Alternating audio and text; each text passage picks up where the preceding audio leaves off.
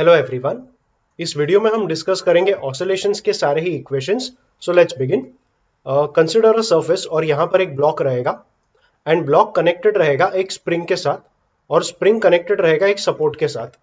अब अगर इस ब्लॉक का मास m है एंड लेटर से मैंने ब्लॉक को यहाँ राइट में थोड़ा सा स्ट्रेच किया, मतलब अगर इस ब्लॉक को मैं राइट में खींचूं और फिर छोड़ दूं तो ब्लॉक यहाँ पे रहेगा, स्प्रिंग स्ट्रेच हो जाएगा एंड स्ट्रेच होने की वजह से ब्लॉक पीछे आएगा। अब यहां पर आकर ब्लॉक रुकेगा नहीं, यहां पर तो स्प्रिंग का अपना नेचुरल लेंथ अटेन होगा, तो ब्लॉक यहां से भी थोड़ा लेफ्ट में जाएगा और स्प्रिंग कंप्रेस होगा। फिर मैक्सिमम कंप्रेशन अटेन करने के बाद ब्लॉक वापस यहां पर आएगा and these oscillations are going to keep on continuing. तो ये जो मोशन है इसे हम कहेंगे simple harmonic motion, SHM। SHM के सारे इक्वेशंस हमें डिराइव करने हैं as a first step in this chapter of oscillations. So या let's take that mass m and mass m को अगर मैंने राइट में स्ट्रेच किया तो मास m के ऊपर स्प्रिंग का एक रिस्टोरिंग फोर्स आएगा। अगर m को मैंने राइट में स्ट्रेच किया तो स्प्रिंग का रिस्टोरिंग फोर्स लेफ्ट में रहेगा। So let us say that restoring force is F। अब अगर मास को मैं ज्यादा स्ट्रेच करूंगा, मतलब स्प्रिंग में एक्सटेंशन अगर ज्यादा होगा तो रिस्टोरिंग फोर्स भी ज्यादा रहेगा। ध्यान में रखना, मैंने मास को राइट में स्ट्रेच किया था तो जो भी मास का डिस्प्लेसमेंट है x वो राइट हैंड साइड की तरफ रहेगा। So I said that the restoring force will depend on x, मतलब x स्ट्रेचिंग अगर ज्यादा रहेगा तो रिस्टोरिंग फोर्स भी ज्यादा रहेगा। So I am trying to say that F is proportional to x। अगर स्ट्रेचिंग बढ़ा तो रिस्टोरिंग फोर्स भी बढ़ा ही आएगा। अगर प्रोपोर्शनलिटी हटा देंगे तो F इक्वल टू kx हो जाएगा। यहाँ k मतलब स्प्रिंग कांस्टेंट।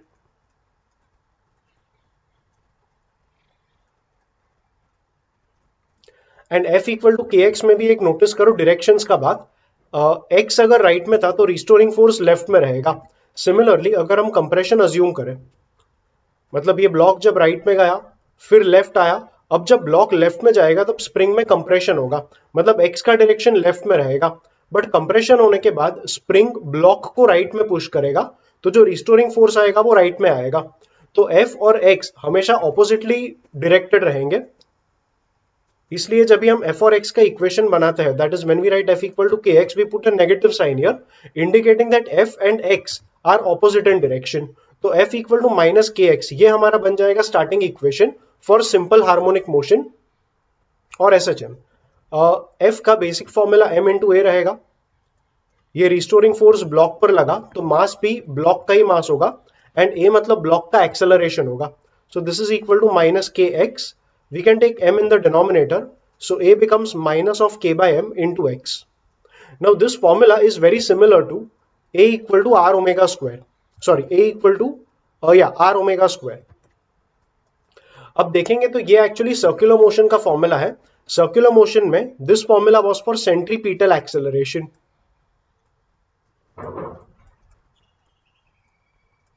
यहां पर r मतलब रेडियस ऑफ सर्कुलर मोशन था एंड ओमेगा मतलब सर्कुलर मोशन का एंगुलर वेलोसिटी था।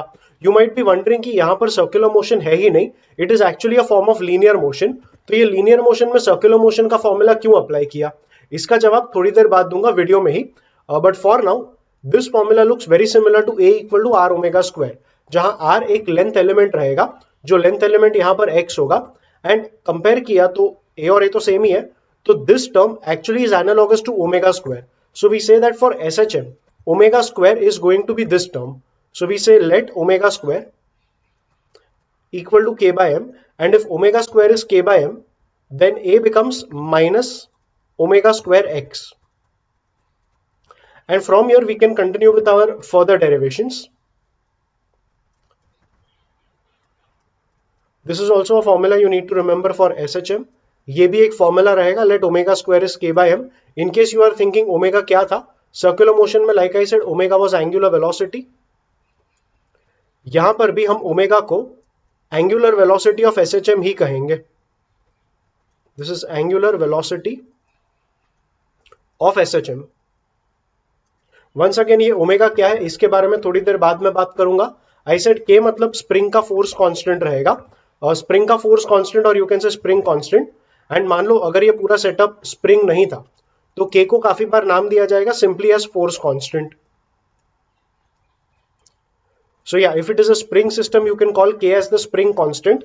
अगर स्प्रिंग नहीं है बट ये ऑसिलेटरी टाइप का मोशन रहेगा, तो जो भी k रहेगा, मतलब f प्रोपोर्शनल टू x में जो भी यहाँ पे प्रोपोर्शनलिटी कांस्टेंट आएगा, that k will be called force constant. इस डेरिवेशन को आगे कंटिन्यू करते हैं। We got a as minus omega square x, so we will write a as dv by dt. So we have dv by dt is equals to minus omega square x. मुझे dt का term रखना नहीं है, I want to eliminate dt and bring dx. So यहाँ पर dv by dt को, ये जो dv by dt था, we will just separate the two terms and multiply कर लेंगे with dx. Equal to the minus omega square x. Now dx by dt is actually velocity, so we can write dx by dt directly as velocity. And we get v dv by dx.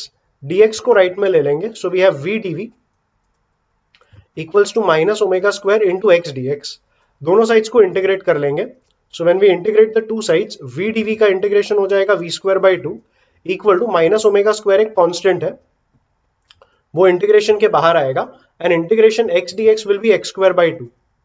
So minus omega square x square by 2 plus we will put up a constant of integration. अब constant of integration find करने के लिए extreme conditions के बारे में सोचो। अगर मास m right में गया, तो जो मास m का डिस्प्लेसमेंट था दैट वाज x, मतलब x we can define it as displacement from mean position, displacement from mean position is what we define as x.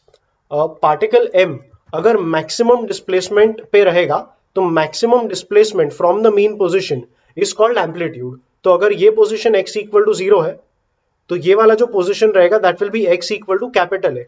x equal to capital A, capital A मतलब amplitude, मतलब maximum displacement from the mean position. और वही particle अगर मान लो ये वापस आया and it is going on the negative extreme, तो नेगेटिव एक्सट्रीम पे भी एम्पलीट्यूड इतना ही रहेगा, एंड यहाँ पे we will say the position over here is x equal to minus A. So yeah, I am saying that maximum displacement from the mean position is called amplitude. अब particle अगर maximum displacement पे रहेगा, तो इस point पे particle momentarily rest पे रहेगा, because if you imagine the motion, the particle will slow down as it goes to the right, the particle will speed up as it comes back to the mean position. Again mean से दूसरे extreme जाते time it will slow down, and while coming back from the extreme to the mean position it will speed up. तो ये positive और negative extreme पे particle momentarily rest पे रहेगा. So I am saying that at x equal to इधर plus a और minus a, velocity of the particle will be 0. अगर इस कंडीशन को यहां पर डाल देंगे, तो v को हमने 0 डाला, इक्वल टू ये हो जाएगा माइनस ओमेगा स्क्वायर. अब प्लस ए लो या माइनस ए लो, उसका जो स्क्वायर आएगा that will be A square only by 2 plus C. तो सी का वैल्यू आ गया omega square A square by 2, और इसी वैल्यू को हमें दोबारा डाल देना है इस इक्वेशन में. सो इस इक्वेशन में c को डाल देंगे omega square A square by 2, and we will have v square by 2, that was the equation, v square by 2 is minus omega square x square by 2 plus c, और c को डालना था omega square A square by 2. इसे थोड़ा और simplify करेंगे तो ये 2 दोनों साइड्स पे कैंसिल हो जाएगा, यहां से ओमेगा स्क्वायर कॉमन आएगा, and we get the formula of v square as omega square into a square minus x square. This is velocity of the particle at any position x. मतलब अगर मैं इस motion में तुम्हें बता दूं कि पार्टिकल m यहां पर है, जहां पे let's say x equal to 3 है, तो x इक्वल टू 3 पे वेलोसिटी क्या रहेगा, उसके लिए x को 3 तुम यहां पे डाल सकोगे, and you will be able to get the velocity of the particle at that particular position. a और ओमेगा कांस्टेंट है, तो SHM का a और ओमेगा तुम्हें पहले से पता रहेगा. You will put x and get the corresponding value of v. यहां पे रूट ले लेंगे तो v बन जाएगा plus minus omega root over a square minus x square. हमें प्लस माइनस लिखना जरूरी है, बिकॉज अगर एक सर्टेन पोजीशन देके, मान लो पार्टिकल m यहां पर है, then we do not know whether it is travelling to the right or it is travelling to the left. अगर पार्टिकल राइट में ट्रैवल करेगा तो वेलोसिटी पॉजिटिव लेंगे, और लेफ्ट में ट्रैवल करता रहेगा तो वेलोसिटी नेगेटिव लेंगे. So at a certain x the particle may have positive velocity if it is moving rightward and negative velocity if it is moving leftward. तो ये वेलोसिटी का इक्वेशन बनेगा with the plus minus sign. Plus minus को ignore करेंगे further derivation के लिए, and v को वापस कैलकुलस के हेल्प से लिख लेंगे dx by dt. So dx by dt is simply ignore the plus minus and this will be omega root a square minus x square. वापस वेरिएबल्स को सेपरेट करेंगे, so we will have dx upon root a square minus x square. ये root को मैं यहाँ नीचे लेकर गया एंड dt को राइट में ले लेंगे, तो यहाँ पर ओमेगा ऑलरेडी था एंड इंटू dt रहेगा। दोनों साइड्स को इंटीग्रेट करेंगे। इसका जो इंटीग्रेशन है that is sine inverse x upon a. At this point integration के कुछ बेसिक फॉर्मूला तुम्हें आना चाहिए। There are two very popular formula of this type that are used in physics. Mathematics में तो डेफिनेटली बहुत सारे हैं, बट ये दो फॉर्मूला समझ के रखना। First is 1 upon root over a square minus x square. अगर इसको इंटीग्रेट करोगे तो ये हो जाएगा sine inverse x upon a plus c. Definitely होता है because if it's indefinite integration plus c लिखना कंपलसरी है। और दूसरा है 1 upon a square plus x square. यहां पर रूट नहीं है एंड dx भी लिखना होगा, और रूट नहीं है एंड बीच का टर्म भी प्लस है, तो इसका इंटीग्रेशन होता है 1 upon A tan inverse x upon a plus सी। इसका फिलहाल इस वाले डेरिवेशन में कोई काम नहीं है, बट फिजिक्स में इंटीग्रेशन के ये दो फॉर्मूला काफी बार यूज होते हैं, तो ये दो फॉर्मूला लर्न करके रखना। And let's continue with the derivation. इसका इंटीग्रेशन हमने फर्स्ट फॉर्मूला के हेल्प से लिख लिया, sine inverse x upon a, and इसका इंटीग्रेशन हो जाएगा omega T plus we need to put up a constant of integration, और यहां पर कांस्टेंट ऑफ इंटीग्रेशन हम फाई ले लेंगे। इफ वी रीअरेंज एवरीथिंग, पहले साइन इनवर्स राइट में आ जाएगा, तो it becomes sine of omega T plus pi equal to x upon a, और फिर ए को भी राइट में ले लेंगे, तो एक्स का फॉर्मूला बन गया a sine omega T plus pi, and that becomes the final formula for displacement of the particle at any time t. मतलब अगर मैं तुमसे पूछूं कि पार्टिकल ने मान लो 0 से स्टार्ट किया, मतलब पार्टिकल x इक्वल टू 0 पे था at t equal to 0, so at t equal to 5 particle कहां पे रहेगा? So at t equal to 5 अगर पार्टिकल का पोजीशन मतलब पार्टिकल का x ढूंढना है, तो t को 5 हम यहां पे डाल देंगे और करस्पॉन्डिंग हमें x का वैल्यू मिल जाएगा। साइन के अंदर का जो भी टर्म है ओमेगा टी प्लस पाई, ओमेगा टी प्लस पाई को हम कहते हैं फेज ऑफ SHM। फेज क्या होता है इसके भी बारे में थोड़ी देर में बात करेंगे, but for the time being algebra के हिसाब से ओमेगा टी प्लस पाई मतलब ट्रिगो के अंदर जो भी टर्म आएगा it is called phase of simple harmonic motion. अगर मैं टी को 0 ले लूं, सो एट टी इक्वल टू 0 ये टर्म निकल जाएगा और सिर्फ फाई बचेगा, तो फाई आएगा। Phi is the phase at t equal to 0, मतलब एट टी इक्वल टू 0 जो भी मिला we call it initial phase. Initial phase का एक और नाम होता है इपोक। सो या फाई मतलब initial phase that is called epoch, and omega T plus phi ये पूरा का पूरा टर्म फेज कहलाया जाएगा। अब फेज के हिसाब से हम डिटरमाइन कर सकते हैं, रादर इनिशियल फेज के हिसाब से, कि पार्टिकल का सिंपल हार्मोनिक मोशन शुरू कहां से हुआ। मतलब अगर मैं कहूं at t equal to 0 phi equal to 0, अगर टी 0 पे फाई 0 आया तो एक्स का फॉर्मूला देखो क्या बनेगा। सो यहां पे टी को 0 डाला, फाई को भी 0 डाला, तो ये आ जाएगा sine 0 and a into sine 0 will be 0, तो x इक्वल टू 0 आएगा। So at t equal to 0 if phi equal to 0 then x will also be 0, that means particle starts SHM from mean position. Particle starts the SHM, the simple harmonic motion, from mean position.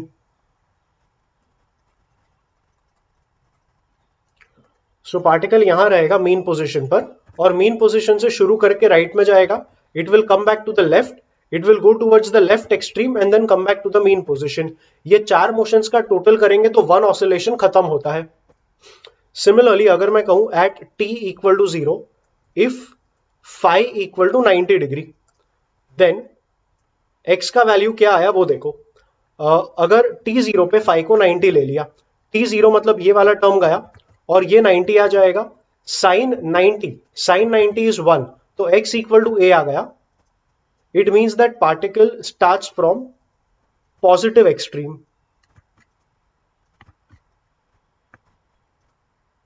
मतलब particle का जो SHM हम consider कर रहे थे, ये particle का SHM, it will begin from here, it doesn't start from mean, it begins from here. Motion वही है, it will go towards the left, while going towards the left it will accelerate up to the mean position. Mean position से negative extreme की तरह जाते time वो slow down होगा, while coming back it will be fast again, मतलब वो speed बढ़ेगा उसका, and while coming back over here उसका स्पीड कम होगा। So motion वही रहेगा, just that the starting of the particle will be from the positive extreme if the value of phi is 90 degree. Similarly, at t equal to 0, if phi is equal to 180 degree, then x will be equal to, यहां पे t को 0 डाला तो ये term गया, और इसे 180 डाला तो sin 180 is again 0 only. तो x equal to a into 0, मतलब x equal to 0 आएगा. So particle starts from mean position only, but it moves towards negative extreme. ऐसा इसलिए बिकॉज अगर ये SHM कंसिडर करें, if you begin from zero, the actual SHM motion is going to the right and then coming back and then going left and then coming back. तो फिलहाल अगर phi को हमने 180 डिग्री लिया तो 90 डिग्री राइट मूवमेंट के time cover हुआ, 90 degree left के टाइम कवर हुआ, and now because you are starting from 180, your movement will actually be from the left, your movement will be towards the left hand side. So वही मैंने लिखा है यहां पर, at t equal to 0, if phi will be 180 degree, then x तो 0 आएगा, मतलब particle शुरू करेगा from the mean position only, but it will move towards the negative extreme. And finally the last one, at t equal to 0, if phi equal to 270 degree, then x का जो value आएगा that will be omega t. this will be 0 because मैंने t को 0 डाला, and phi को अगर मैं 270 डाल दूं तो ये आएगा 270, I mean sin 270. Sin 270 is -1, so x will be equal to -a. In that case, the inference will be particle starts, यही चीज, particle starts from, this time it will start from negative extreme, because that's what we got. अगर phi को 270 लिया तो x का value -a मिलेगा. तो initial phase क्या रहेगा, इससे हमें पता चलेगा पार्टिकल एग्जैक्टली शुरू कहां से करेगा. अब इनिशियल फेज जरूरी नहीं है 0, 90, 180 या 270 ही रहे, it could be anything. Like if it is let's say 60 degree, अगर इनिशियल फेज 60 डिग्री है तो t को 0 डालो, इसको 60 डालो, sin 60 √3/2 आएगा, तो x will be √3 into a/2. अब √3 a/2 will be somewhere between 0 and x equal to a, यहां पे कहीं पे होगा. So this is where the particle will begin from अगर phi का वैल्यू 60 आया. सो ये थोड़ा डिस्कशन था on where the particle will start from, depending on initial phase का वैल्यू क्या रहेगा उसके ऊपर. आगे बढ़े उसके पहले ये पूरे डेरिवेशन में क्या क्या इंपॉर्टेंट है ये समझ लो. तुम्हें f इक्वल टू -kx याद रखना होगा. ये SHM का बेसिक इक्वेशन है. मतलब SHM अगर कोई चीज है तो restoring force must be proportional to displacement and they must be oppositely directed, मतलब नेगेटिव साइन का होना जरूरी है. इस इक्वेशन में x का जो भी कोएफिशिएंट आया, मतलब k ही है, बट काफी बार बड़े सम्स करते टाइम यहाँ पर एक बड़ा एक्सप्रेशन आएगा. So basically if restoring force is proportional to displacement, तो डिस्प्लेसमेंट का जो भी कोएफिशिएंट रहेगा it will be called the force constant. And spring motion है तो k is straight away called the spring constant. फिर हमने डेरिवेशन करके a का फॉर्मूला निकाला, a इज -ω²x. ये फॉर्मूला भी याद रखना, that acceleration of the particle at any position is given bye this formula. फिर हमने पूरा डेरिवेशन करके वेलोसिटी का फॉर्मूला निकाला था यहाँ पर, तो ये वेलोसिटी का फॉर्मूला भी याद रखना. एंड इस फॉर्मूला को भी सिंप्लीफाई करके हमने x का फॉर्मूला निकाला था एट एनी टाइम t. तो ये जो बॉक्स में मैंने फॉर्मूला लिख के रखे हैं वो समझना है तुम्हें, मतलब वो याद रखना है फॉर द न्यूमेरिकल्स. और ये सारा कॉन्सेप्ट आपको समझ के रखना है. जो भी डेरिवेशन मैंने किया, you need to learn the derivation also. It may be asked in your board exams, and competitive exams के लिए सिर्फ फाइनल फॉर्मूला नहीं, डेरिवेशन भी याद रहेगा, तो it always helps because that's eventually a better understanding of the topic. Let's continue. We need the time period of SHM. Once again like I said, SHM मतलब क्या, अगर ये ब्लॉक रहेगा, if this is block of mass m and let us say this is the mean position x equal to 0, the block m will go up to the positive extreme, that is x equal to a, then it will come back, then it will go back to the negative extreme, which is, let's say the position is x equal to -a, and then it will come back. ये जो पूरा motion रहेगा, इस पूरे motion को कहेंगे SHM. ये पूरे मोशन के लिए टाइम कितना लगा ये हमें फाइंड करना है. So we are trying to find the time period of SHM. यहां पे एक स्टेटमेंट आपको समझना है. The statement is SHM is projection of UCM. UCM मतलब uniform circular motion. Uniform circular motion मतलब पार्टिकल अगर सर्कल में घूमेगा एट अ कांस्टेंट वेलोसिटी, मतलब at a constant speed. Velocity constant नहीं होगा because velocity is a vector. UCM मतलब uniform circular motion, मतलब speed of the particle will remain constant in circular motion. So SHM is the projection of uniform circular motion on any diameter. So I will explain with a diagram what this means. आप एक circle imagine करो. In that circle, let's draw the diameter over here. Okay, and this is the vertical. Reference के लिए you can call the horizontal one to be the x-axis, the vertical one to be the y-axis. And let us say that the particle performing uniform circular motion is over here. You have to take the shadow of this particle on the diameter. Shadow मतलब projection. अगर इस particle का shadow ले लिया diameter पे, तो particle का shadow यहाँ पे रहेगा. Now the particle goes from here to here. अगर particle इधर है तो shadow यहाँ पर आएगा. तू नोटिस कर, पार्टिकल जैसे इधर गया वैसे शैडो यहां पर गया. अब पार्टिकल यहां से यहां पर आएगा तो शैडो यहां से यहां पर आ जाएगा, because the shadow will be here now.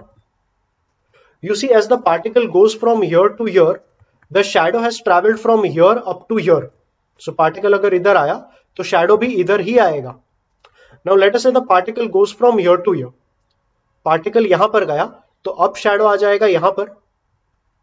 फिर पार्टिकल यहां पर गया, अब शैडो इधर आ जाएगा. So if the particle comes up till here, the shadow will now be here.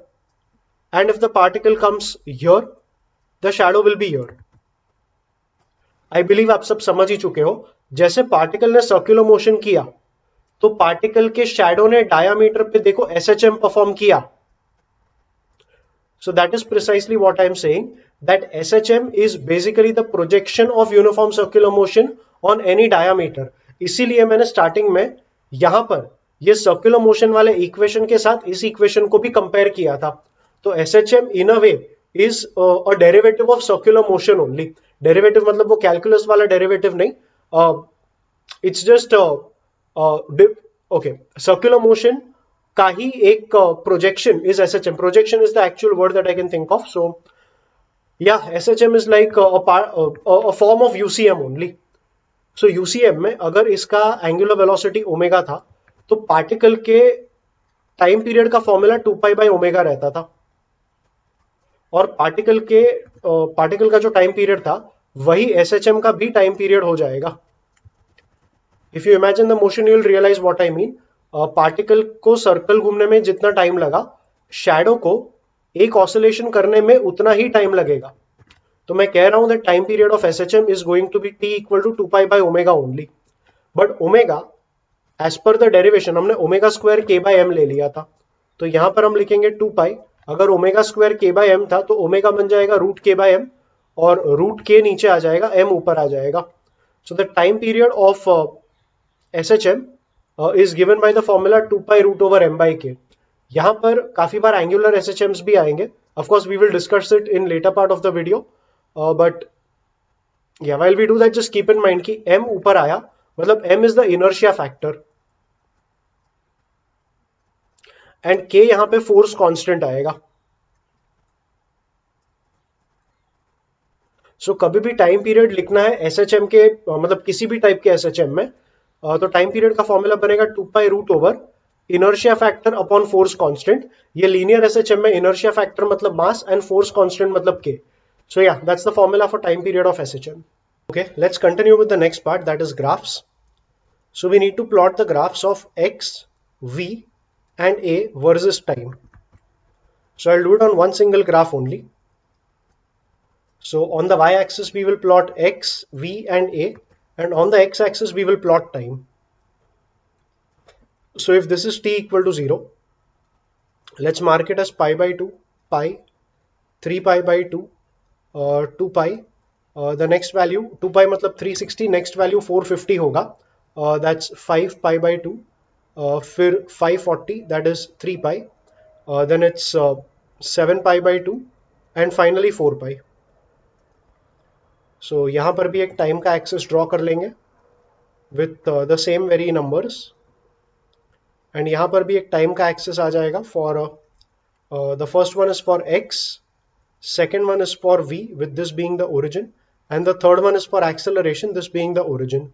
And ये पाई बाय 2 वाला जो लाइन है, so these lines will continue throughout.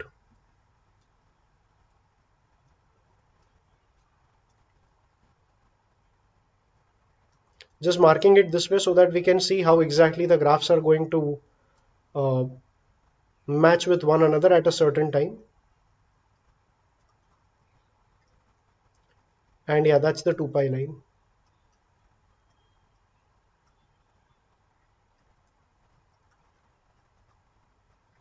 Yes, so x का अगर इक्वेशन लिखेंगे, x का इक्वेशन हमें मिला था a sin omega t. I know it was a sin omega t plus phi, but let's take phi to be 0 degrees, मतलब particle start करेगा from the mean position, and then the equation simply becomes a sin omega t. Now because x is a sine function in terms of time, x का जो graph बनेगा, it's going to be the graph of sin x. It will look like this. It will hit maxima at pi by 2, 0 at pi, 3 pi by 2 पे एक minima रहेगा and 2 pi पे वापस 0 आएगा. Same thing if you draw it at 5 pi by 2, 3 pi, 7 pi by 2 and 4 pi, तो ये same curve यहाँ पर रिपीट होगा. दैट इज 5 pi by 2 पे मैक्सिमा, 3 pi पे 0, 7 pi by 2 पे -1 and 4 pi पे 0. It's not -1, it's actually -a. So this horizontal line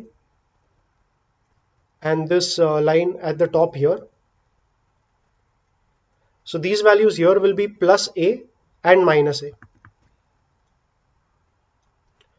So yeah, that's how the graph of x equal to a sin omega t is going to look like. In lines को भी extend ही कर लेंगे. These are going to be the same values. Same values मतलब 7 pi by 2 and this value is 4 pi on the time axis. अब देखेंगे ना, तो velocity का इक्वेशन हमने बनाया था बट x के टर्म्स में. v का फॉर्मूला प्लस माइनस एलिमिनेट कर ले तो it was omega root a square minus x square. हम यहां पर ही x को डाल देंगे a sin omega t. So x square becomes a square sine square omega t. So इसे सिंप्लीफाई करेंगे तो a स्क्वायर कॉमन आएगा एंड ब्रैकेट में बचेगा 1 minus sine square omega t. So after you take that a square common, bracket में बचा 1 minus sine square omega t and 1 minus sine square omega t is cos square omega t. So ये बन जाएगा root over a square cos square omega t and take a root, it's simply a cos omega t. So ये बन जाएगा ए omega, omega बाहर पहले से था, so omega a cos omega t. There is one more way of deriving the formula for velocity. We can say velocity is dx by dt. मतलब इसका derivative लेना होगा with respect to time. a constant है तो a will be as it is sine omega t का derivative cos omega t and multiply करेंगे with the derivative of omega t which is simply omega. So यहां से भी v का formula बन गया same, that is a omega cos omega T.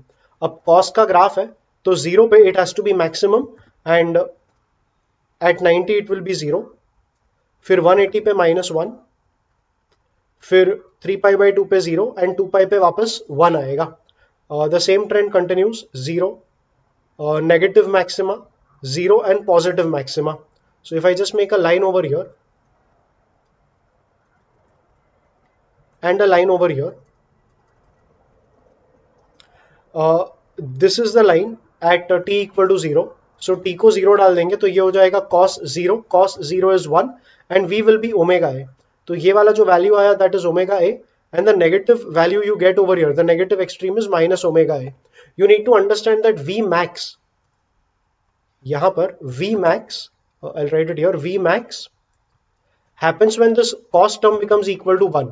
So v max will be omega a and v max होगा कहां पर? If you understand the entire motion, इस मोशन में पार्टिकल m राइट में गया तब स्पीड कम हो रहा था, while it came back the speed was increasing.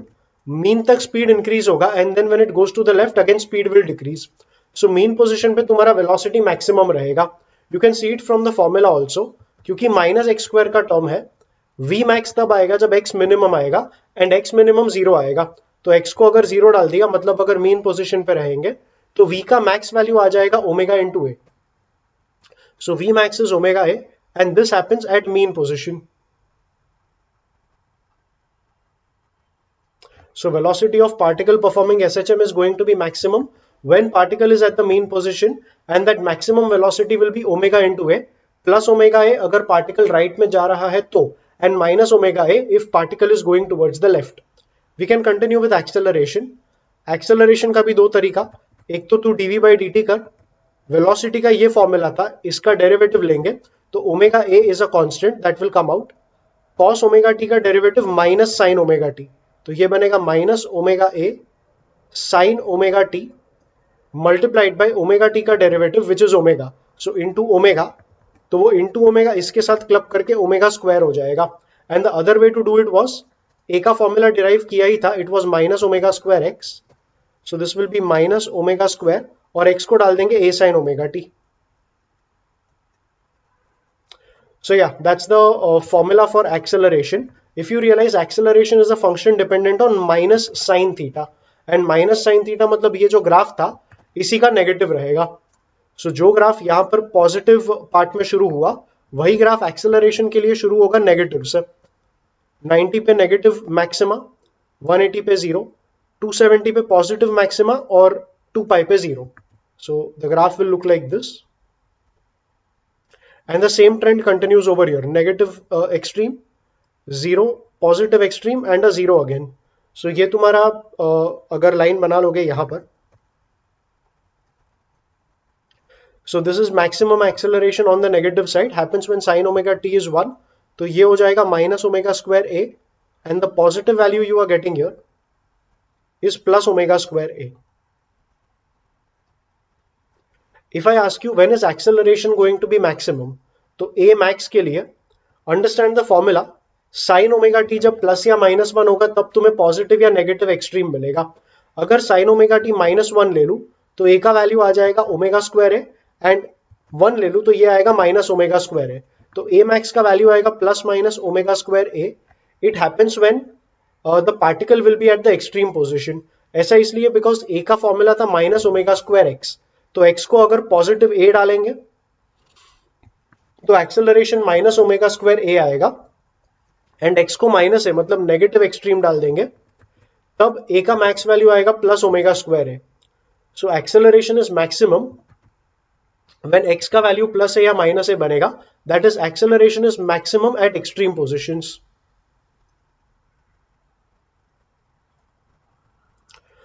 So yes, ये थोड़ा ग्राफिकल पार्ट था about displacement, velocity and acceleration of SHM with respect to time. Graphical part अच्छे से समझ के रखना, and yeah, with that we can go ahead with the next topic. The next topic is about potential and kinetic energy in SHM. वही setup जरा एक बार देख लो वापस. अगर एक सरफेस था, इस पे एक ब्लॉक था मास m का, of course there is no friction. When the block m displaces by a certain amount x. अब अगर ब्लॉक m को थोड़ा और डिस्प्लेसमेंट करना होगा dx in the opposite direction, तो ब्लॉक m को वर्क करना पड़ेगा against the restoring force F जो कि बैकवर्ड डायरेक्शन में था. x के डिस्प्लेसमेंट पे restoring force F is going to be proportional to x, and proportionality हटाया तो माइनस के एक्स. तो F इक्वल टू माइनस के एक्स का जो फोर्स है, इस फोर्स के अगेंस्ट m को वर्क करना पड़ेगा to move ahead by a quantity equal to dx. ये जो भी वर्क डन रहेगा वो m में स्टोर्ड रहेगा in the form of potential energy. Now it is not stored in m. अगर स्प्रिंग रहेगा तो it will be stored in the spring in the form of potential energy, but spring नहीं और कोई और setup रहेगा, तो in that setup that entire work which is done for making that displacement dx against the force f, that work done will be stored in the system as potential energy. तो potential energy आएगा, it's actually the work done. अब ये छोटे से displacement के लिए work done छोटा रहेगा dw. ऐसे सारे dw's को अगर हम जोड़ दें मतलब इंटीग्रेट कर दें तो हमें मिल जाएगा total work done, and that total work done only will be potential energy of the system. अब dw का फॉर्मूला होता है f dx, सो ये हो जाएगा इंटीग्रेशन f बार डॉट dx बार. नोटिस कर f बार एंड dx बार का डायरेक्शन ऑपोजिट है, सो f bar dot dx bar becomes f dx cos 180, and cos 180 is minus 1. So it is F d x minus one, this becomes integration, F को भी डाल देंगे minus के x, so minus के x into d x into minus one is simply k x d x. Integration कहां से कहां तक करेंगे, तो x अगर डिस्प्लेसमेंट ऑलरेडी था, we assume that particle begins from the mean position and goes up to a certain displacement x, तो starting value of the variable x is 0 and final value is going to be x only, because up to a displacement x हम particle को displace करेंगे। So the potential energy becomes, इसका बस एक simple integration होगा, so k will go out, x d x का integration x square by two, limit डाल देंगे तो x square minus zero square by two, so k बाहर था, x square by two is the final potential energy. So this is the potential energy stored in the particle or in the spring when the particle performs SHM and it is at a displacement x from the mean position. अगर ये potential energy है तो kinetic energy का भी formula बना लेंगे।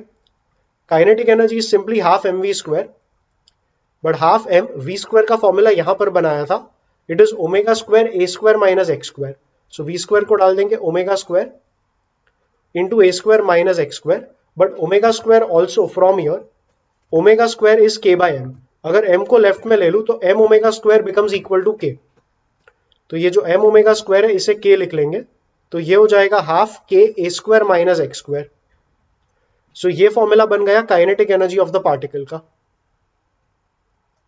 Now when I say total energy of the particle, it is potential energy plus kinetic energy, so that is half k x square, k x square by two को ही लिख लेंगे half k x square potential energy, plus ये kinetic energy that is half k a square minus x square.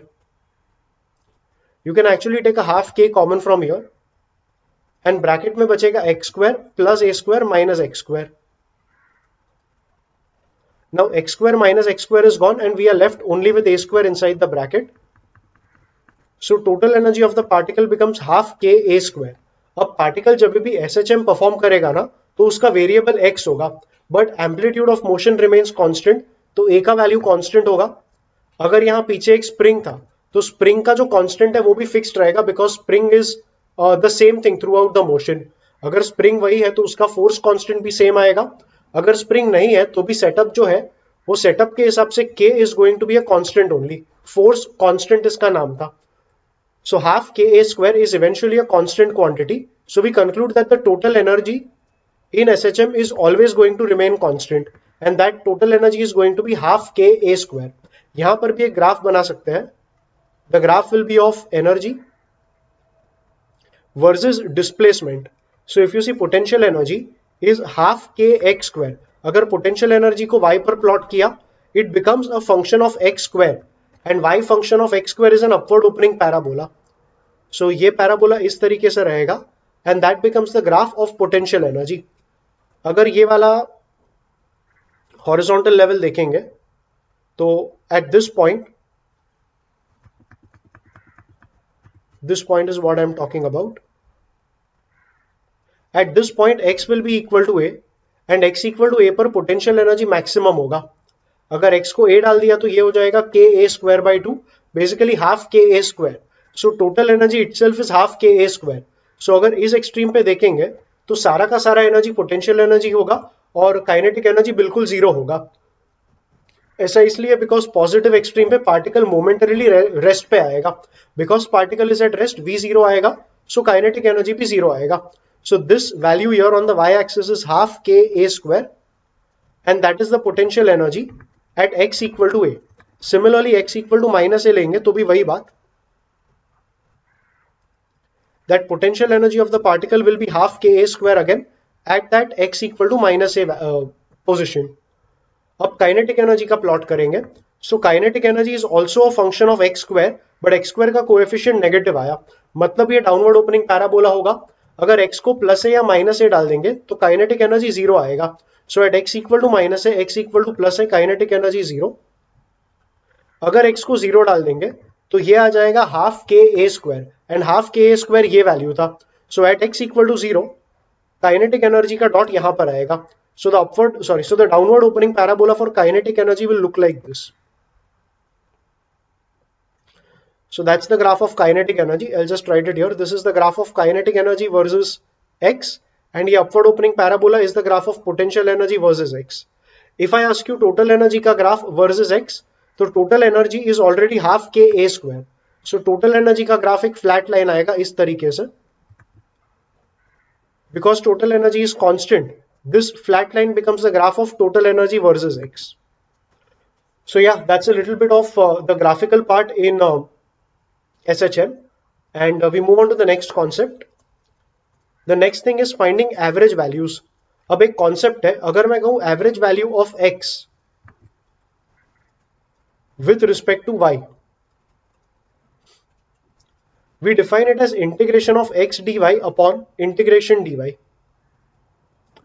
ये एक mathematics का basic logic होता है that average value of x with respect to y is defined as integration x dy upon integration dy. So I want average kinetic energy, or let's say average potential energy of SHM with respect to time, and yeah, that's what we will try to find. Average of x with respect to y was this. So average potential energy of SHM with respect to time is integration of PE dt upon integration dt. Potential energy का formula था half k x square. So this will be integration half k x square dt upon integration dt. And x का भी formula था a sin omega t. So this will be k a square sin square omega t upon 2, because ये half के पहले से था तो ये k by 2, और x square को डाला a square sin square omega t and dt, the whole upon integration dt. We will take the average value over one entire cycle. So for one cycle, the time that you will take is one time period. तो integration का limit आ जाएगा 0 से capital T, और यहां से भी आ जाएगा 0 से कैपिटल T. अब यहां पर k a square by 2 constant है, तो वो इंटीग्रेशन के बाहर आएगा. So this becomes k a square by 2. यहां से इंटीग्रेट किया तो स्मॉल t आएगा, एंड लिमिट्स डाल देंगे तो ये हो जाएगा capital T. So that capital T stage in the denominator. अगर सिर्फ दो लाइन में लिख लेंगे तो ये हो जाएगा k a square by 2 into capital T, और इंटीग्रेशन में ये टर्म रहेगा दैट इज 0 से t, और जो बचा हुआ टर्म है that is sine square omega t. अब साइन स्क्वायर थीटा इंटीग्रेट करने का मेथड कुछ ऐसा था. There are two formula in trigonometry. 1 minus cos 2 theta is 2 sine square theta, and 1 plus cos 2 theta is 2 cos square theta. तो square terms को integrate करने में ये दो फॉर्मूला काफी काम आता है. So sine square omega t from your sign square theta is 1 minus cos 2 theta upon 2. So we will write sin square omega t as, this is k a square by 2t, integration 0 से t तक. sin square omega t is 1 minus cos 2 omega t divided by 2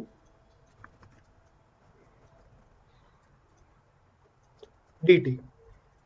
अब 2 को भी बाहर ले लेंगे तो यहां पर 4 आ जाएगा. So let's erase that out. ये जाएगा, दिस विल बी 4. अगर 1 को इंटीग्रेट करेंगे, सो यहां पे कंटिन्यू करते हैं, एंड वी हैव के ए स्क्वायर बाई 4t. अगर 1 को इंटीग्रेट किया तो स्मॉल t आएगा, एंड स्मॉल t में भी ये 0 से कैपिटल t का लिमिट डालना है. So this will simply be t minus 0. So ये पहला टर्म हो गया कैपिटल T माइनस इसका इंटीग्रेशन. कॉस थीटा का इंटीग्रेशन इज साइन थीटा, तो ये हो जाएगा sine of 2 omega t divided by 2 omega, because coefficient of t के साथ डिवाइड भी करना होता है, और लिमिट आ जाएगा 0 से capital T. I will write that on a fresh page now. We were calculating average value of potential energy of SHM with respect to time. So far हमें मिला था this k a square by 4t. So we have k a square by 4t t minus, if you check this, अगर हम 0 डाल देंगे तो 0 डाल के ये पूरा टर्म 0 आएगा. तो sine 0 upon anything that is 0 upon anything that will be 0 only. तो जो टर्म हम सब्ट्रैक्ट करेंगे वो 0 है, तो t डाल के जो भी आएगा वही हमारा सिंप्लीफाइड फॉर्मेट होगा इस टर्म का.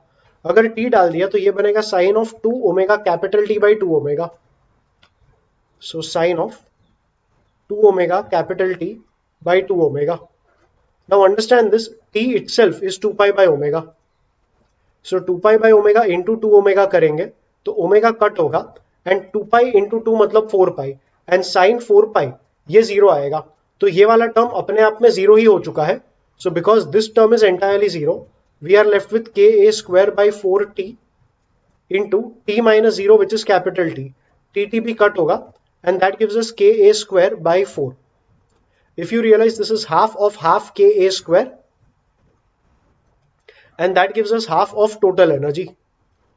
So average potential energy of SHM with respect to time over one oscillation is half of total energy, that is half of half ka square, that is ka square by 4. Numericals में इतना ज्यादा पूछते नहीं है but कहीं ना कहीं ये पूछा गया है, so I thought I will better discuss it in the theory only. And या इस सिंप्लीफिकेशन को ध्यान में रखना. Now that you know this simplification, you can also try finding average kinetic energy of SHM with respect to time. Same concept रहेगा. Average value of x with respect to y अगर ये था, this is how we had written average potential energy with respect to time. So average kinetic energy with respect to time is integration kinetic energy dt upon integration dt.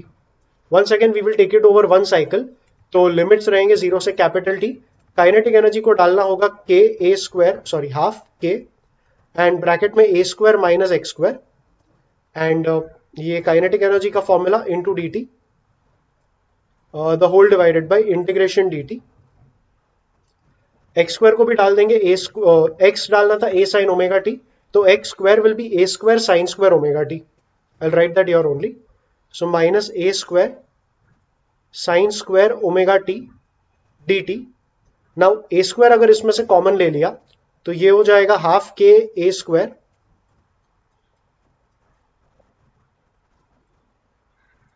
और bracket में बच जाएगा 1 minus sine square omega T.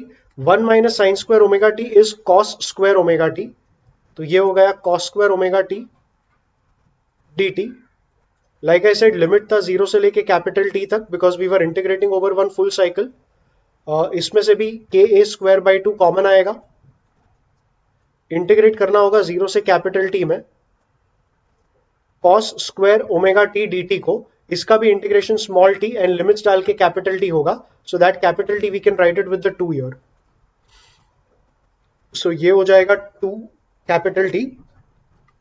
Cos square omega t will also be written by this formula only.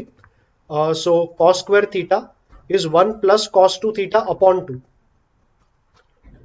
So cos square omega t is 1 plus cos 2 omega t divided by 2. Divided by 2 भी बाहर आएगा, so इस 2 के जगह पे 4 आ जाएगा. So yeah, finally we have ka square by 4t. ये first term integrate होके स्मॉल t आएगा. स्मॉल टी में लिमिट्स डाल दिए t और 0, तो t minus 0 that will B capital T only. So that's the first term.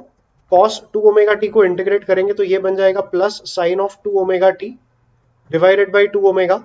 Limits वही डालेंगे वापस जीरो से लेके कैपिटल T तक एंड जीरो डालेंगे तो सेकेंड टर्म जीरो आएगा एंड अगर t डाल दिया तो यही बात 2 omega capital T and 2 omega capital T finally बनेगा 4 पाई एंड साइन 4 पाई वापस जीरो आएगा. तो ये पूरा टर्म हो गया कैपिटल T डाल के जीरो और जीरो डाल के भी जीरो, तो zero minus zero, the second term is entirely gone. So we get t plus zero. पहले t माइनस जीरो मिला था but it doesn't matter, t plus zero वापस t ही आएगा and that t and this t get cancelled giving you ka square by 4, which again by this simplification is half of total energy. So average kinetic energy of SHM with respect to time over one cycle and average potential energy of SHM with respect to time over one cycle, both of these simplify to give you half of total energy, that is ka square by 4. So here and yeah the same formula. तो या इसे भी एक formula की तरह याद रखना and formula तो है ही but remember the working also. ये सारा वर्किंग वंस अगेन ये सारा थियोरी में जो कैलकुलस तुम करते हो ये तुम्हें न्यूमेरिकल सॉल्विंग में काम आएगा. So make sure that you don't remember only the final formula, you should also know कि ये वर्किंग कैसे हुआ है. The best way to practice all these things is, ठीक है वीडियो आपने देखा वो ठीक है बट राइटिंग प्रैक्टिस भी करो एंड राइटिंग कॉपी करके मत करो, एक बार लर्न कर लो एंड देन राइट इट. और पहली बार अगर कॉपी करके लिखा भी है तो एक बार लर्न करके दोबारा लिखो. But make sure that you are able to write it all by yourself. वो बेस्ट फॉर्म ऑफ प्रिपरेशन होगा and that is the best way you can benefit out of all these lectures. Let's continue with the next thing. Springs connected in series and parallel.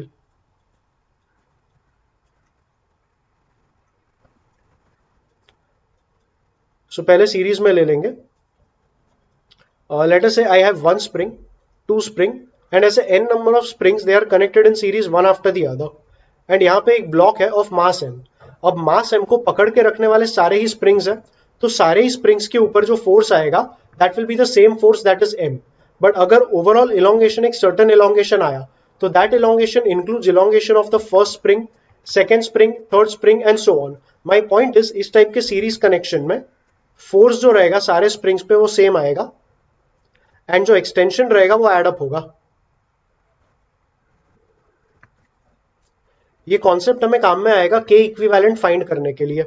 So let us say that the first spring had a force constant k1 and the extension is x1, इसका k2 extension x2, and let us say the n spring had a force constant kn, extension xn. मैंने कहा extensions add up होंगे, so the total extension will be x1 plus x2 से लेके xn तक. अगर मैं force same रखूं तो f का फॉर्मूला था f equal to kx, तो x का फॉर्मूला बन जाएगा f by k. So x was the total elongation, k is the equivalent force constant, तो ये होगा f upon k. x1 के लिए भी right f upon k1, x2 के लिए f upon k2, up to xn के लिए f अपॉन kn. मैंने f1, f2, f3 इसलिए नहीं लिया because force on all the springs were the same. अब f यहां से कॉमन आएगा, इस f के साथ कटेगा एंड 1 अपॉन k इक्विवेलेंट का फॉर्मूला बना 1 upon k1 plus 1 upon k2 plus 1 upon kn. तो सीरीज कनेक्शन में स्प्रिंग्स के लिए the equivalent force constant will be given by this formula. अब यही सेटअप अगर पैरेलल में देखेंगे, सो लेट अस से ये सपोर्ट था, सपोर्ट के ऊपर हम ऐसे लाइंस भी ड्रॉ करते हैं. Let us say there are n number of springs and they are all connected in parallel with one another and they are holding on to a certain load m. अब जब ये m नीचे जाएगा तो सारे ही springs they are going to elongate by the same quantity. So यहां पर इलोंगेशन जो है या एक्सटेंशन जो रहेगा, so extensions in all springs are going to be the same. Whereas ये जो फोर्स रहेगा, जिस फोर्स ने सारे स्प्रिंग्स को नीचे खींचा, वो डिवाइड हो जाएगा सारे ही स्प्रिंग्स के बीच में. तो यहां पे जो फोर्स रहेगा वो एडिटिव रहेगा. तो जो टोटल फोर्स है that will be force divided in the first spring, force given to the second spring plus so on up to force going in the nth spring. f का basic formula kx, so kx will be k1x plus k2x. यहां पे मैंने x1 x2 इसलिए नहीं लिया because parallel connection में extensions were the same, तो सबका एक्सटेंशन x आएगा and that will itself be the equivalent extension. So plus आखिरी का kn x आएगा, सब में से x कॉमन आएगा, इस x के साथ कट होगा, सो k equivalent will be k1 plus k2 से लेके kn तक. So that is the equivalent force constant in parallel. एक सेटअप कॉमनली पूछा जाता है, यहाँ पे स्टूडेंट्स थोड़ा कंफ्यूज होता है, but now that I am discussing it you don't get confused. अगर एक मास यहां पर है, एक स्प्रिंग यहां पर है और एक स्प्रिंग यहां पर है, स्टूडेंट्स ऑफन फील किए सीरीज कनेक्शन हो गया बिकॉज सीरीज कनेक्शन में स्प्रिंग्स अगर इस तरीके से थे, बस हमने मास को यहां बीच में कहीं पे डाल दिया तो यही सेटअप वापस बनेगा, बट दैट इज इनकरेक्ट. इसे सीरीज कनेक्शन नहीं मानते, we call it parallel connection. A sort of explanation could be this कि मास m अगर राइट में गया तो ये स्प्रिंग कंप्रेस होगा by a quantity x, whereas ये स्प्रिंग उतने ही क्वांटिटी से स्ट्रेच होगा बाय अ क्वांटिटी x. तो दोनों का चाहे इलोंगेशन कहो या कंप्रेशन कहो, ये वैल्यू सेम आया एंड एक्सटेंशन जब भी सेम था तभी उसे हम पैरेलल सेटअप कहते थे. तो ये वाला जो सेटअप रहेगा it will be treated as a parallel setup. इसका फोर्स कांस्टेंट k1, इसका फोर्स कांस्टेंट k2, तो जो k इक्विवेलेंट आएगा we will be taking it as k1 plus k2. तो ये एक सेटअप ध्यान में रखना. And one more very commonly asked setup, अगर ये मास m1 है, it is connected with a spring to another mass m2. तो देखो F इक्वल टू kx का इक्वेशन तो लगने ही वाला है, बट यहां पे instead of mass we consider reduced mass. ऐसा है कि जब सपोर्ट पे था, स्प्रिंग जब भी इस तरीके से सपोर्ट पे रहता है तो F इक्वल टू के एक्स एंड M को हम M लेते हैं, but when both the suspension points, spring का कोई एक फिक्स्ड एंड नहीं है, अगर दोनों पॉइंट्स मूवेबल पॉइंट्स है, तो इस केस में जो भी ऑसिलेशन हो या जो भी SHM होगा, उसमें हम total mass M1 plus M2 consider नहीं करते, we consider something called reduced mass. Reduced mass अगर M रहेगा तो M डिराइव करने का फॉर्मूला रहता है 1 upon M is 1 upon M1 plus 1 upon M2। सो इसे अगर सिंप्लीफाई करेंगे तो M का फॉर्मूला निकल के आएगा M1 M2 upon M1 plus M2। So with such setups, मतलब मान लो इस सेटअप में मैंने तुमसे पूछा टाइम पीरियड का फॉर्मूला क्या रहेगा, so you will say 2 pi root over M by K. यहां पे जो M2 यूज करेगा that will be the reduced mass. तो जब भी ऐसे दोनों पॉइंट्स मूवेबल रहेंगे स्प्रिंग के लिए, कोई भी एक पॉइंट फिक्स नहीं रहेगा, तो उन सेटअप्स में तुम्हें कंसिडर करना पड़ेगा reduced mass and not the actual mass. So ये भी एक कॉन्सेप्ट है स्प्रिंग्स को लेके, ये समझ के रखना है। And we now move on to a simple pendulum. Simple pendulum का बेसिक फॉर्मूला है, we need the time period of simple pendulum. ये फॉर्मूला तुम्हें अभी डिराइव करके देना है। तो सिंपल पेंडुलम का फिगर ड्रॉ कर लो। सिंपल पेंडुलम मतलब यू टेक अ स्ट्रिंग, ये वर्टिकल है, I have taken a string, इस स्ट्रिंग के साथ एक मास कनेक्टेड रहेगा, the mass will come down, it will go on the other side, it will oscillate back and ये वापस आएगा। तो ये पूरा का पूरा जो मोशन है it is a form of simple harmonic motion. You will say that this is not linear motion, I fully agree, ये लीनियर मोशन नहीं है, it is sort of an angular motion, but इस motion को हम SHM consider करेंगे। And for simple pendulum we will consider कि ये जो थीटा है ये बहुत छोटा है। अगर ये थीटा काफी छोटा है तो this entire path becomes almost a linear part, and then we can treat simple pendulum as linear oscillations. इन linear oscillations को कंसिडर करके टाइम पीरियड का क्या फॉर्मूला आएगा वो हमें फाइंड करना है।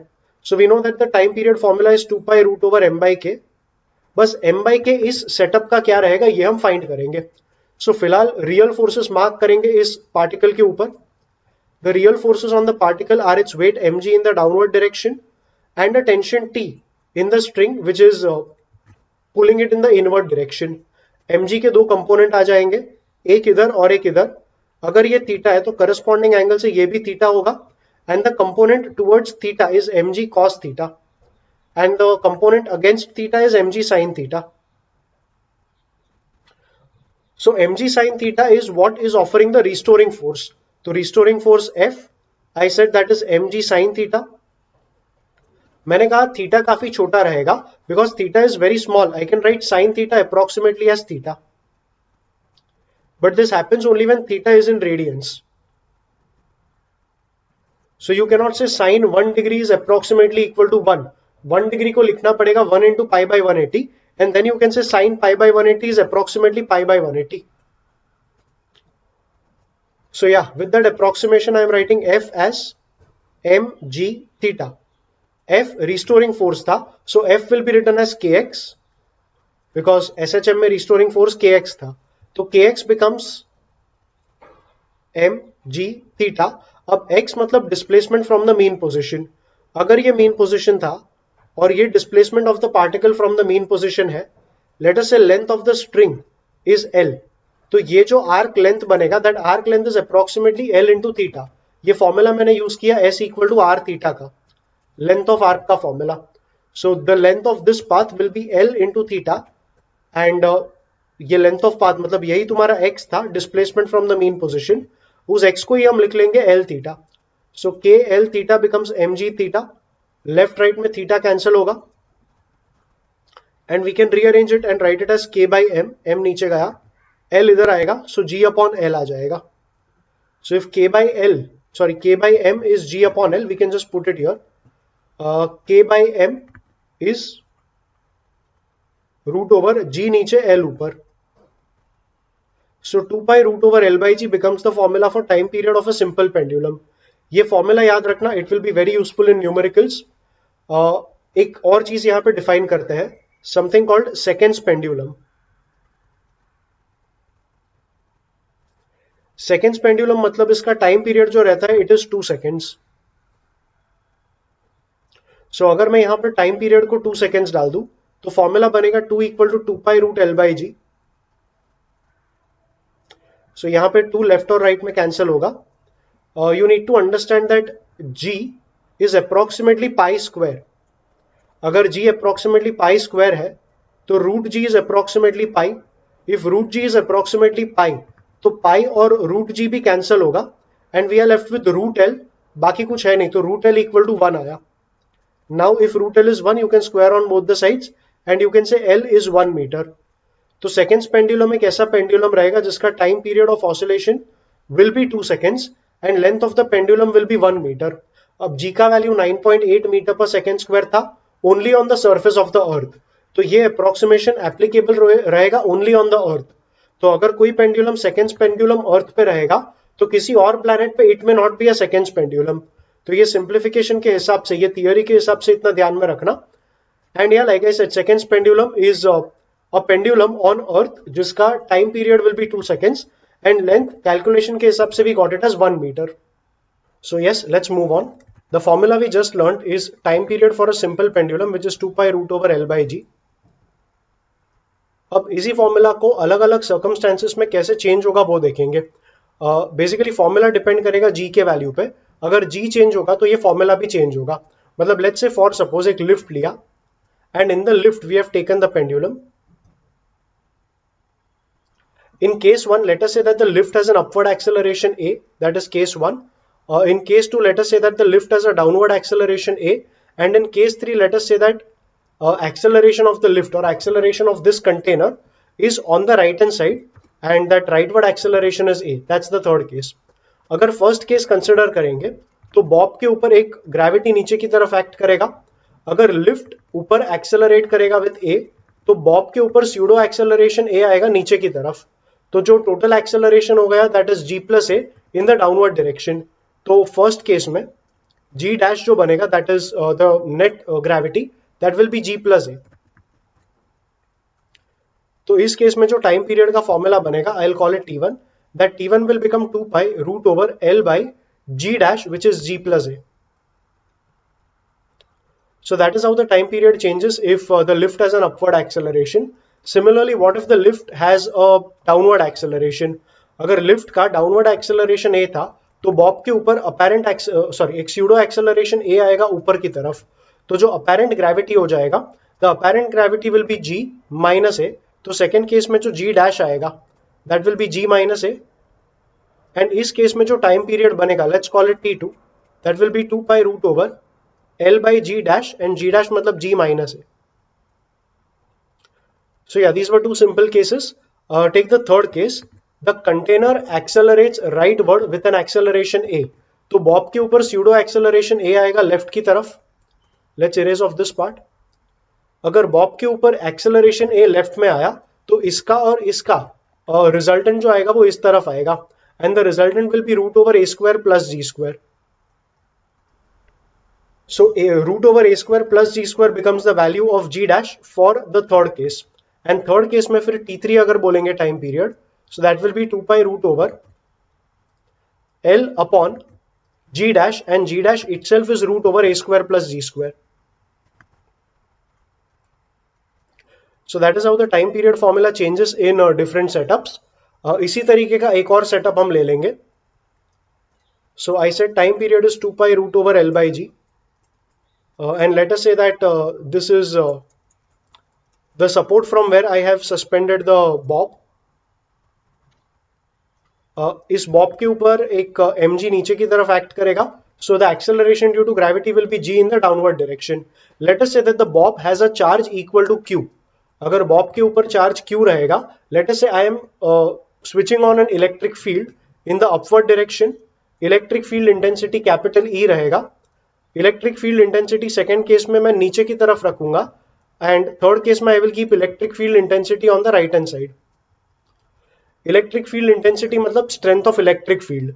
Now if you are done with electrostatics you may be knowing that electric force is given by Q into E.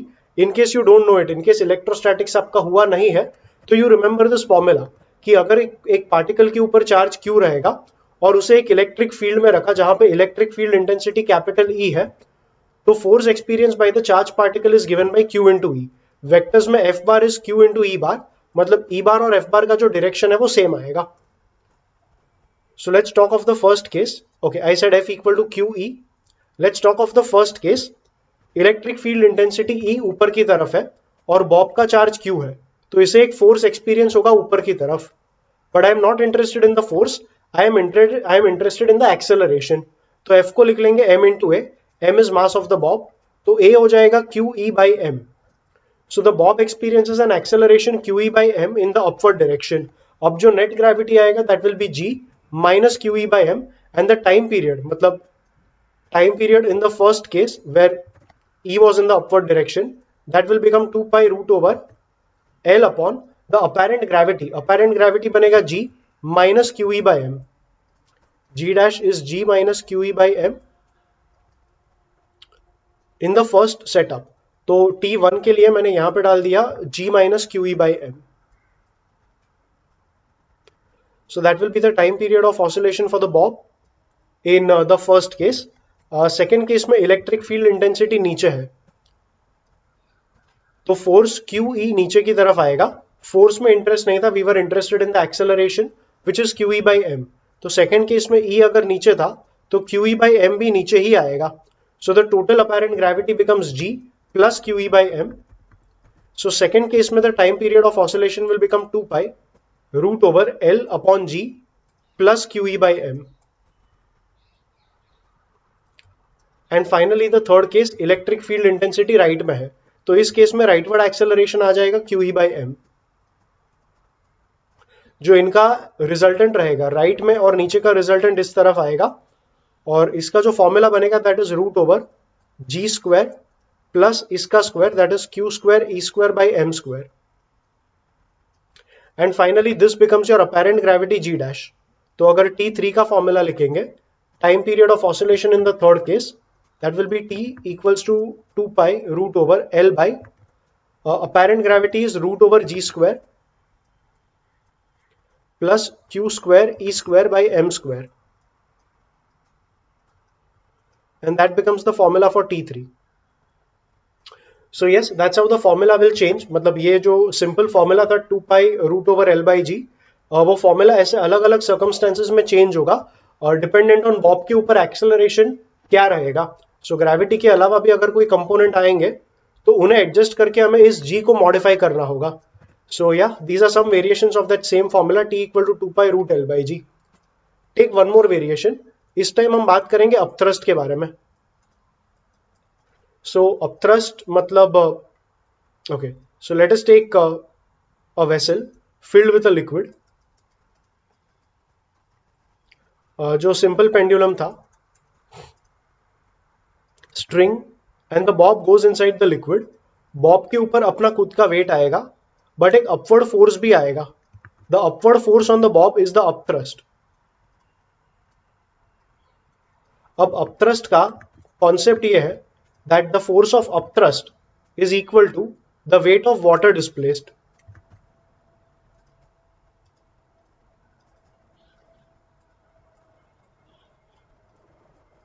So मतलब अगर ये बॉब पानी में जाएगा तो it will displace water, and water का जो volume displaced रहेगा it will be equal to volume of the bob.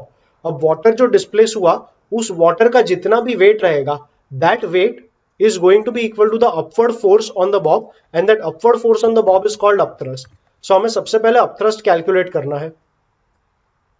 So I said upthrust is weight of the water displaced. Let us say the weight of water displaced is mg. M is the mass of water displaced. Mass of water displaced. We can write mass as density into volume. So this rho becomes density of water,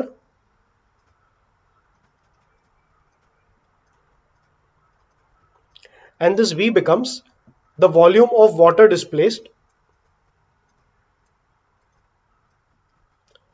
But here you need to know the Archimedes principle, that volume of water displaced is equal to volume of object only.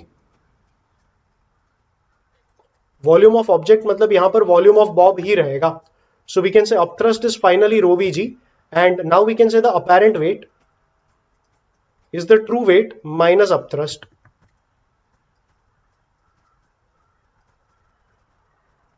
So we will write apparent weight as mg dash. I'll use capital M for mass of Bob. So yeah, that's capital M, and small m is for mass of water displaced. So apparent weight is mg, mg dash. True weight is mg minus the upthrust which you experience, which is given by rho vg. We can eliminate capital M also. Capital M मतलब Bob का mass. We can write it as density into volume into g dash. M is density into volume because density is mass by volume. So mass becomes density into volume. So I am writing mass of the Bob as density into volume. यहाँ पे sigma मतलब density of Bob. सो अगर ये Bob ion का बना रहेगा तो ये आयन का डेंसिटी रहेगा, कॉपर का रहेगा तो ये कॉपर का डेंसिटी रहेगा. बेसिकली सिग्मा यहां पर बॉब के मटेरियल का डेंसिटी बनेगा, बट रो यहां पर वाटर का डेंसिटी था. एंड वाटर नहीं, it's basically the liquid we have taken. It will be appropriate to call it liquid and not water. So या लेट्स कंटिन्यू. इधर भी एम को भी लिख लेंगे rho V G. V is going to be volume of the bob and ये रहेगा sigma we ji, and ये बन जाएगा रो वी जी. वो रो वी जी को रो वी जी ही रहने दे. ये v और ये v सेम इसलिए था बिकॉज यहाँ का v was volume of water displaced, but it is equal to volume of object only. और यहाँ पे v तो वॉल्यूम ऑफ ऑब्जेक्ट ही था, तो थ्रू आउट v सेम रहेगा एंड वो v हम कैंसिल कर सकेंगे. From here we can take a g common and sigma नीचे जाएगा, तो g डैश का फॉर्मूला बना sigma minus rho upon sigma into g. And या that becomes the formula for apparent gravity. अगर ये बनेगा अपेरेंट ग्रेविटी इस पर्टिकुलर सेटअप में, मतलब बॉब को अगर एक लिक्विड में डाला जिसका डेंसिटी रो था, तो टाइम पीरियड का फॉर्मूला चेंज होके बन जाएगा t equal to 2 pi root over l upon g dash. And g dash मतलब apparent gravity becomes sigma minus rho upon sigma into G. So upon आ जाएगा sigma minus rho upon sigma into G. And या that's the final time period of bob when you immerse it in a liquid. और ये आया because upthrust की वजह से apparent gravity जो है वो चेंज हो जाएगा. सो या that's a little bit of discussion around this formula of time period of a simple pendulum. Let's move on to the next concept, that is angular oscillations or angular SHM. In angular SHM, consider that from the support, you are connecting a string. String is connected to a disc and string को हमने twist किया. अगर twist करेंगे तो disc इस तरफ जाएगा and then untwisting के time disc वापस इस तरफ आएगा. So these type of oscillations are called angular oscillations. In oscillations में हम वही formula use करेंगे F equal to kx. Actually F is minus kx. लेकिन F रोटेशनल मोशन में फोर्स का एनालॉगस टर्म रहेगा टॉर्क. सो ये हो जाएगा tau equal to, instead of displacement we will have angular displacement, so x will get replaced with theta and instead of k we will have c, और ये negative रहेगा. So the basic equation becomes tau equal to minus c theta. c is called the torsional constant. Derivation हम सारे कर सकते हैं, but main equation तुम्हें याद रखना है टाइम पीरियड का. The time period of SHM was given by 2 pi root over m by k. मैंने पढ़ाते टाइम ही बोला था, ऊपर m मतलब इनर्शिया फैक्टर, k मतलब फोर्स कांस्टेंट. तो फिलहाल इनर्शिया फैक्टर मतलब moment of inertia, that is what we do in rotational motion.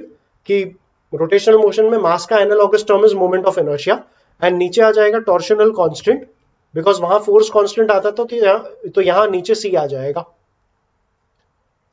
मतलब अगर उस फॉर्मूला में नीचे आ रहा था फोर्स कांस्टेंट, तो यहां पर आ जाएगा टॉर्शनल कांस्टेंट.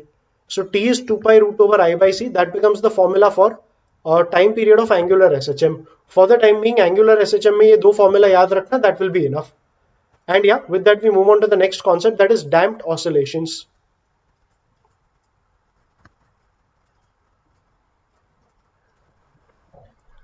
अब damped oscillation का कुछ ऐसा है कि अगर एक बॉब SHM परफॉर्म करेगा,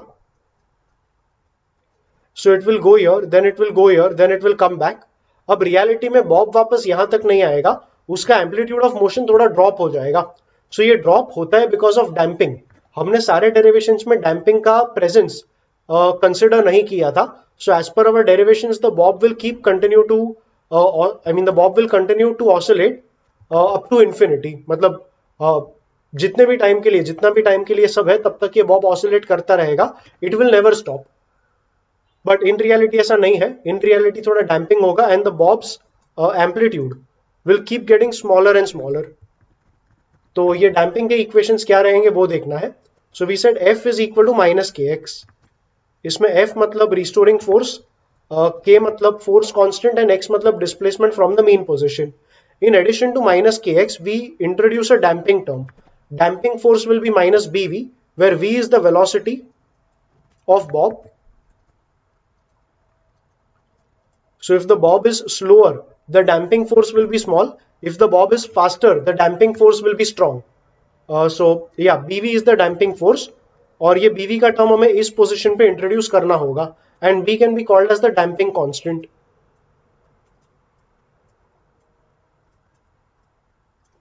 So let's rearrange everything and we will have F plus BV plus KX equal to 0. ये तुम्हारा डैम्पिंग इक्वेशन बन जाएगा। From this damping equation we can form the differential equation of damped oscillations. So the differential equation will be F को लिखा जाएगा as MA, but A is dV by dt and V is dx by dt. A is dV by dt, V itself is dx by dt. So you can write A as double derivative of x, मतलब d2x by dt square. So m into A मतलब d2x by dt square plus b into V, but velocity मतलब dx by dt plus kx equal to 0. So ये बन जाएगा damped oscillations का differential equation.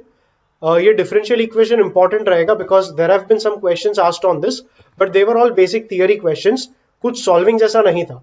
Nevertheless इन type के differential equations को solve करना पॉसिबल होता है। इसका सोल्यूशन तुम्हें सिखाया गया नहीं है, ना मैथमेटिक्स के सिलेबस में, ना 11th 12th के कहीं के भी सिलेबस में, but actually when you solve these differential equations by certain techniques, इसका सोल्यूशन निकल के आएगा x equal to a e power minus b by 2m sin of omega t plus pi. So you do not have to remember the method for solving that differential equation.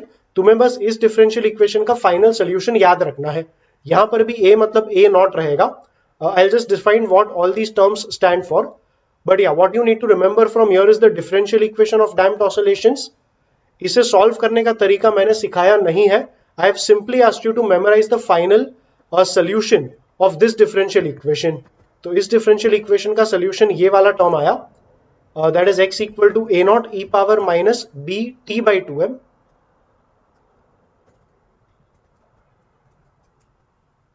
Into sine of omega T plus pi. तो ये solution याद रखना है।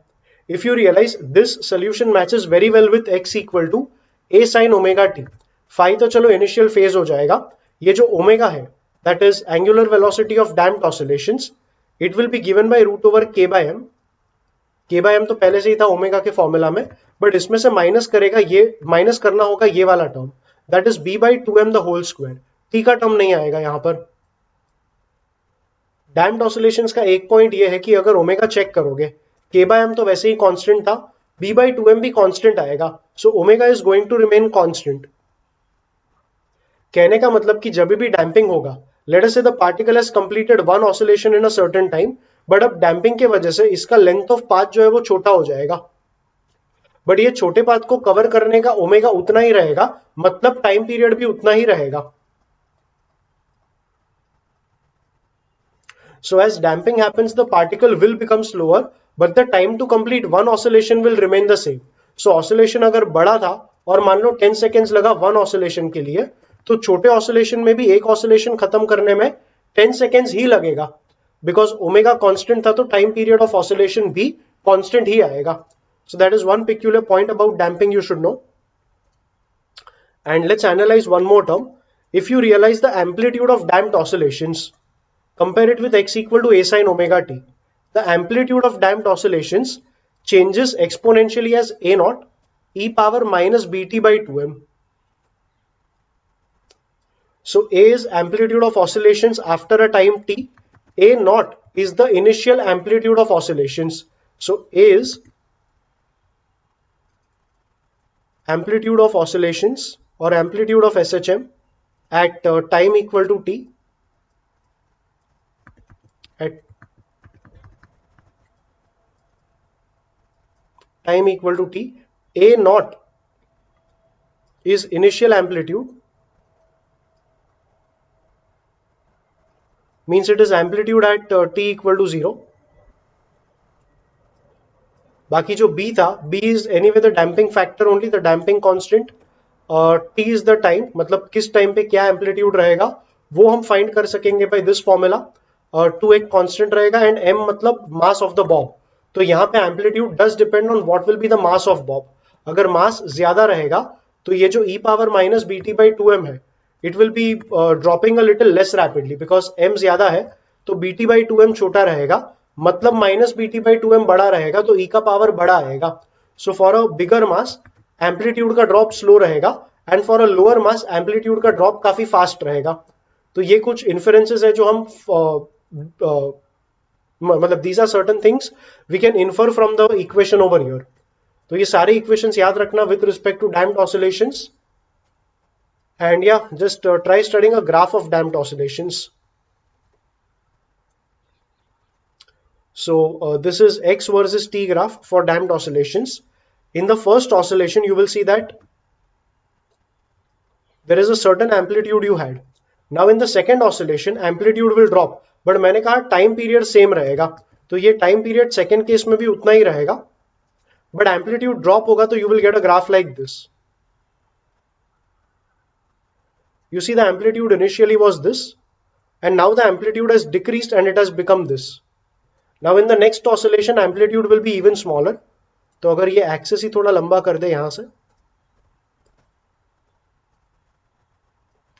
Time axis, मैंने कहा time of oscillations will not change, मतलब अगला भी जो वेव बनेगा उसका लेंथ उतना ही आएगा, बट एम्पलीट्यूड और ड्रॉप होगा. So as you take subsequent waves या subsequent part of the graph, you will see that the amplitude keeps dropping. And the amplitude keeps dropping exponentially by the equation A is equals to A naught e power minus bt by 2m. And ये graph continue होएगा इस तरीके से. So if you just see, the amplitude is dropping in this manner. And from here also you can see the amplitude drops. So yeah, that is going to be a graph of x by t, मतलब displacement of the particle versus time for damped oscillations. उसका graph इस तरीके का दिखेगा. And if you remember, the actual graph of x versus t was this, उसमें damping नहीं था. So same graph आएगा with the same amplitude throughout, but in reality damping के साथ graph is the same, just that the amplitude keeps on dropping as you go further in the, मतलब time में जितना आगे जाएंगे amplitude उतना drop होगा. Let's continue just few more things. अगर मैं पूछूं वी स्क्वायर और एक्स स्क्वायर का ग्राफ कैसा रहेगा, so V square is omega square A square minus x square. So I want a graph of V square versus X square. So we do it this way, we write V square as omega square A square minus omega square x square. Take that omega square x square on the left. So you have omega square x square plus v square is omega square a square, and take omega square a square down, divide करके. So when you divide, the first term becomes x square upon a square plus v square upon omega square a square equal to 1. Now if you realize, this actually represents equation of an ellipse.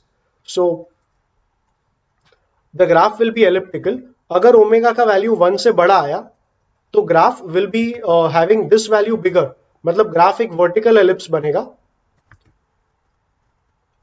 Of course considering that omega is greater than 1, with the vertices here being a0 and यहां का vertex बनेगा minus a0. It is the graph of v versus x because we are plotting velocity on the y axis and the displacement on the x axis. And ये वाला जो vertex रहेगा, that will be the denominator here, that is omega a, and the downward vertex will be minus omega a. So 0 comma minus omega a, and ये बनेगा 0 comma omega a as the point. So yeah, this was something about graph of v versus x for SHM. And one last thing, phase क्या होता है? सो मैंने derive करते time बोला था phase मतलब omega T plus pi, but in reality phase को imagine करना है तो you can imagine it like this. मैंने कहा था that S H M is projection of UCM on any diameter. So let's take that diameter. That's your horizontal line, we will call it x. That's your vertical line, call it y. Now let us say the particle is here and starting from the main position. तो shadow particle का यहाँ पर आएगा. If the particle goes here, the shadow of the particle is here. Now if the particle comes here, shadow of the particle comes here. And if the particle comes here, तो shadow of the particle यहीं पर होगा. Now imagine what if I just drop that shadow here. और centre से अगर इस point को join कर लूं तो ये जो एंगल यहां पर बना, ये θ1, ये रहेगा phase of the particle at this position. मतलब अगर एसएचएम परफॉर्म करने वाला पार्टिकल है, सो लेट अस से एसएचएम परफॉर्म करने वाला पार्टिकल इधर है. If you take its backward projection, मतलब इसका करस्पॉन्डिंग यूसीएम पोजीशन लेगा, तो यूसीएम पोजीशन का सेंटर से वो लाइन ड्रॉ कर ले. अब इस लाइन का पॉजिटिव आई के साथ जो एंगल आएगा, that is what you will call phase. थोड़ा सोच के देखना, you will realise why is this called the phase. Similarly अगर पार्टिकल इधर है तो इसका शैडो यहां पर आएगा. इस पार्टिकल को सेंटर के साथ ज्वाइन कर लो एंड अगर ये सेकंड पोजीशन है तो यहां से ये वाला जो एंगल बनेगा पॉजिटिव वाई से, ये एंगल बन जाएगा θ2 and this θ2 will be the phase of particle at this position. Rather अगर एसएचएम को रेफरेंस ले लेंगे तो अगर पार्टिकल इधर था एसएचएम परफॉर्म करते टाइम, तो करस्पॉन्डिंग यूसीएम पोजीशन इधर आएगा. उस पोजीशन का अगर सेंटर से ज्वाइन किया तो पॉजिटिव आई के साथ ये एंगल θ2 बना and that θ2 is the phase of the particle at this position. So इस पोजीशन पे फेज क्या रहेगा? अगर इस पोजीशन पे पार्टिकल है तो करस्पॉन्डिंग यूसीएम पोजीशन भी यही होगा. सेंटर से अगर ज्वाइन किया तो ये वाला ही लाइन बनेगा, horizontal line. This horizontal line is what you will make. इस हॉरिजॉन्टल लाइन का पॉजिटिव वाई से जो एंगल बना that is 90 degree. So at this position, phase of the particle becomes 90 degree, which means that at this position, phase of the particle becomes 180 degree, which means at this position, अगर particle ऐसे जाने वाला है, तो at this negative extreme, phase of the particle check कर, it becomes 270 degrees. And ये particle घूम के जब वापस यहाँ पर आएगा, at that time the phase of the particle is 360. So particle जब इधर गया SHM perform करने वाला, it goes to the right, comes back, goes here and comes back. इस पूरे मोशन में पार्टिकल का फेज हो जाएगा 360 degree. So after 2 oscillations phase of the particle will be 720. After 3 oscillations it will be 1080 and that trend keeps on continuing. तो phase अगर मुझे define करना है as per this diagram, I can say it is angle made by the radius vector of UCM position with positive y. I may not be perfectly technically correct with this formula, but the point here is to give you an idea on how you can imagine phase. So let us say I rub off all of these things.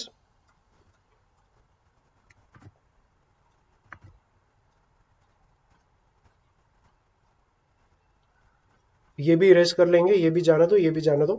And let us say I ask you phase of the particle when the particle is over here. अगर particle यहां पर है तो सबसे पहले देखना पड़ेगा whether it is going away or it is coming back. So let's say the particle is going away. If the particle is going away तो circular motion imagine करो. If the particle is going away then the particle is actually here and moving towards this side. So इसका जो projection लेंगे, इसका corresponding UCM position, if it's going on the left the UCM position will be here. If it's going on the right, it means the shadow is basically of the particle here. Right में जाते time particle ऐसे गया and अगर ये particle इधर गया तभी तेरा शैडो राइट में गया था. So if the particle is going on the right तो शैडो में यहां पर ले लेता, but currently if the particle is going on left, current UCM position यहां पर आएगा. Join that position with the centre and ये पूरा एंगल जो रहेगा this will become the phase of the particle.